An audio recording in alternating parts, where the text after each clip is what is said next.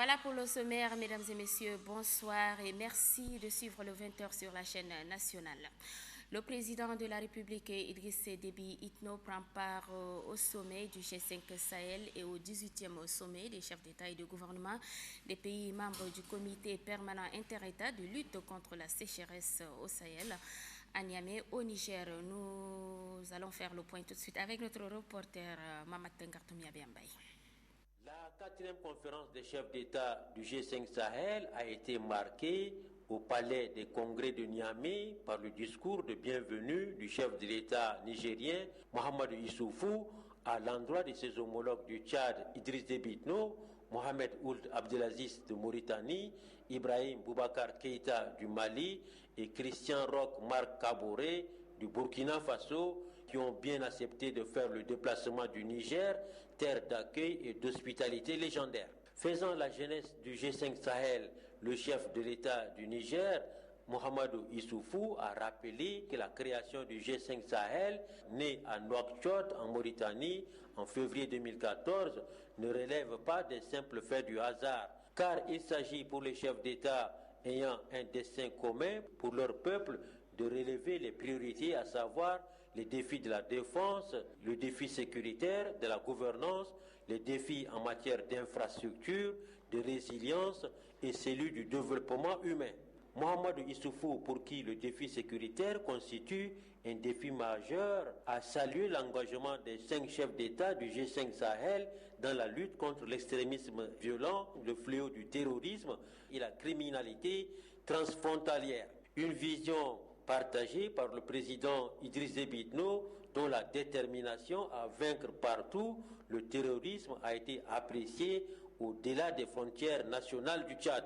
Dans son discours d'ouverture de la 4e conférence du G5 Sahel, le président malien Ibrahim Boubacar Keïta, par ailleurs président en exercice du G5 Sahel, a salué le travail remarquable fait par les différents états-majors du G5 Sahel en vue d'affaiblir les forces du mal. Pour le chef de l'État malien, des avancées significatives ont été réalisées depuis la création du G5 Sahel sur le plan politique, mais aussi diplomatique. Dans leur message, les représentants de plusieurs pays et organismes mondiaux sont engagés à soutenir le G5 Sahel dans ses actions. Le G5 Sahel se veut un précieux instrument d'intégration des peuples du Sahel, marqué par les facteurs du sous-développement et de la pauvreté. Mutualisons nos efforts pour stabiliser et développer le Sahel. Tel est le thème de cette 4e conférence des chefs d'État du G5 Sahel. En marge du sommet des chefs d'État et de gouvernement, le président de la République Idriss Déby Itno a accordé une audience au président de la République islamique de Mauritanie, Mohamed Ould Abdelaziz. Mamat Ngartoumia pour le compte-rendu. D'État du G5 Sahel à Niamey, le chef de l'État Idriss Déby Itno s'est entretenu avec le chef de l'État de la République islamique de Mauritanie, Mohamed Ould Abdelaziz. La rencontre qui a eu lieu à la résidence du président mauritanien a permis aux 2 chefs d'État de faire le tour d'horizon de la coopération liant notamment leurs 2 pays et leurs 2 peuples respectifs. C'est dans le but de renforcer davantage cette coopération d'amitié combien exemplaire. Idriss Déby Itno et Mohamed Ould Abdelaziz ont mis également à profit la dite rencontre pour épulcher les sujets inscrits à l'ordre du jour du 4e sommet des chefs d'État du G5 Sahel, qui s'inscrit en droite ligne de la volonté des 5 chefs d'État du G5 Sahel de relever les défis sécuritaires et les défis relatifs au développement. Les 2 chefs d'État, qui ont une nette convergence de vues sur les attentes de leur population, entendent resserrer leurs liens de coopération dans le sens des engagements pris en matière de développement. Voilà, la 2e audience est accordée au ministre français de la Défense. Nous retrouvons une fois de plus Mamat Ngartoumia Biambay. La coopération entre le Tchad et la France se porte à merveille.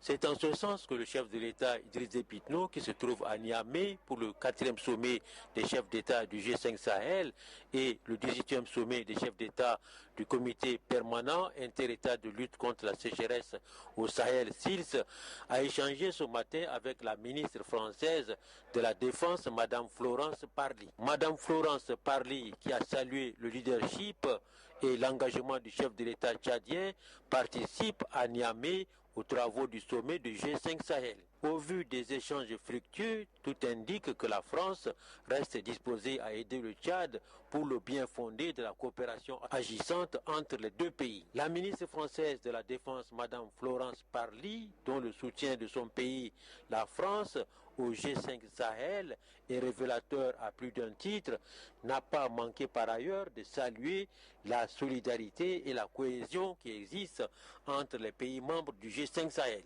La France sera présente à la conférence des donateurs du G5 Sahel prévue le 23 février prochain à Bruxelles en Belgique dans le cadre du financement de la force du G5 Sahel. Voilà donc pour ce qui est du sommet du G5 Sahel et de la rencontre des chefs d'État et de gouvernement des pays membres du SILS. Ici à N'Djamena, le Premier ministre Pahimi Padake Albert a reçu en audience ce matin les leaders religieux de la plateforme interconfessionnelle du Tchad. La crise socio-économique du pays était au centre des échanges. David Yatouingar. C'est à la demande des leaders religieux des trois confessions religieuses de la plateforme interconfessionnelle du Tchad que le chef du gouvernement a rencontré Monseigneur Edmond Ditangar, Gotbe de l'église catholique, Cheikh Abdeldaïm Abdallah Ousmane du Conseil supérieur des affaires islamiques et le révérend pasteur Ngariedoum Eli de l'entente des églises et des missions évangéliques du Tchad. Pour les leaders religieux, c'est d'écouter les plus hautes autorités et recueillir les informations à la source afin de comprendre le sens du dialogue instauré entre les différents acteurs dans la crise que connaît le pays. En date du 5 février 2018, les trois leaders des confessions religieuses ont signé une déclaration commune dans laquelle ils expriment leur profonde préoccupation sur le risque grave qu'encourt notre pays devant le blocage survenu dans le dialogue social. Ils en appellent au sens patriotique des principaux acteurs sociopolitiques ainsi que de la société civile pour éviter l'escalade dans le durcissement des positions et les invitent à la recherche des voies et moyens pouvant préserver l'intégrité physique et morale des personnes ainsi que le respect du bien commun. Ils invitent aussi les différentes parties à faire preuve de retenue et à recréer un cadre de dialogue franc, sincère et constructif. Respectons les conditions réelles de dialogue pour la préservation de la paix, la stabilité et de l'unité nationale. En rencontrant le Premier ministre ce matin, ils lui ont remis leur déclaration commune tout en les rassurant de leur disponibilité à mener des démarches auprès de tous les acteurs sociaux pour trouver des voies et moyens dans la résolution de la crise. Nous sommes satisfaits de cette rencontre parce que d'abord, nous avons été rapidement accueillis. Nous avons demandé hier en fin de matinée et nous avons reçu tout de suite l'invitation à rencontrer le chef du gouvernement. Et puis, il nous a fait une synthèse nette, claire de différentes étapes par lesquelles nous sommes passés pour arriver à cette situation. Et en même temps aussi, il nous a écoutés avec bienveillance et en reconnaissant qu'il compte sur nous pour pouvoir apporter notre contribution à la réflexion, à la recherche de solutions possibles. Alors vraiment nous sommes satisfaits de cette rencontre.